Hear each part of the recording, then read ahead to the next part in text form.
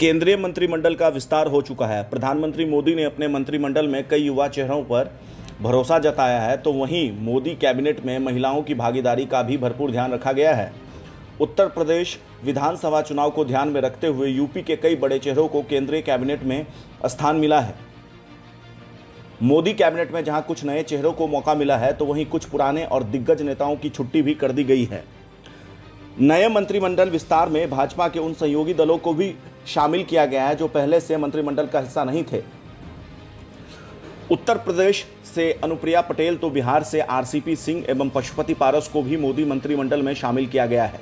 केंद्रीय मंत्रिमंडल में शामिल होने पर जहां उत्तर प्रदेश की राजनीतिक पार्टी अपना दल में खुशी का लहर है, तो वहीं इस कैबिनेट विस्तार के बाद बिहार की सियासत में भूचाल आ गया है।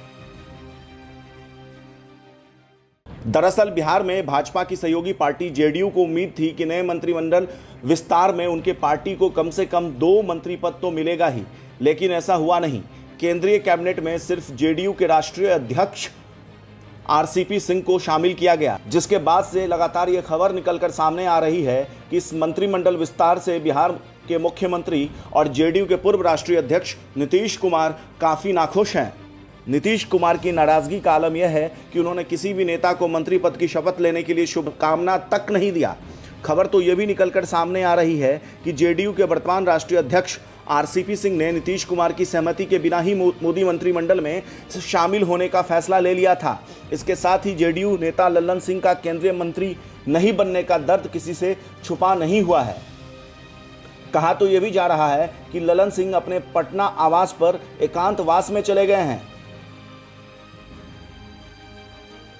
मीडिया रिपोर्ट्स की माने तो पशुपति पारस को मंत्री बनाने के लिए बिहार के मुख्यमंत्री नीतीश कुमार ने लल्लन सिंह की मंत्री पद की बलि चढ़ा दी। इस तमाम राजनीतिक घटनाक्रम के बाद एक सवाल तो निश्चित तौर पर बनता है कि क्या अब जनता दल यूनाइटेड में मुख्यमंत्री नीतीश कुमार की नहीं चलती है क्या? आरसीपी सिंह ने सब कुछ अपने मनमर्जी से किया है, और क्या आने वाले समय में जेडीयू के अंदर कोई बड़ा राजनीतिक फेरबदल हो सकता है? क्योंकि लगातार ये खबर निकलकर सामने आ रही है कि उपेंद्र कुशवाहा जल्द पार्टी के राष्ट्रीय अध्यक्ष बनाए जा सकते हैं। खैर, ये तो रहा जेडीयू का अंदरूनी मामला। सजा तो उन भाजपा नेताओं को भी दी गई है जो बिहार के मुख्यमंत्री नीतीश कुमार के करीबी माने जाते हैं। यह सभी को पता है कि किस तरीके से बिहार के पूर्व उप मुख्यमंत्री सुशील कुमार मोदी को बिहार विधानसभा चुनाव परिणाम के बाद पटना से दिल्ली बुलाया गया।